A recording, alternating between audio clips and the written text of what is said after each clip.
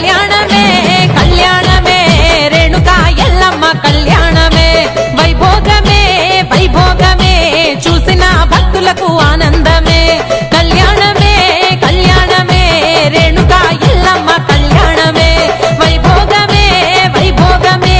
కోట్లాది భక్తులకు ఆనందమే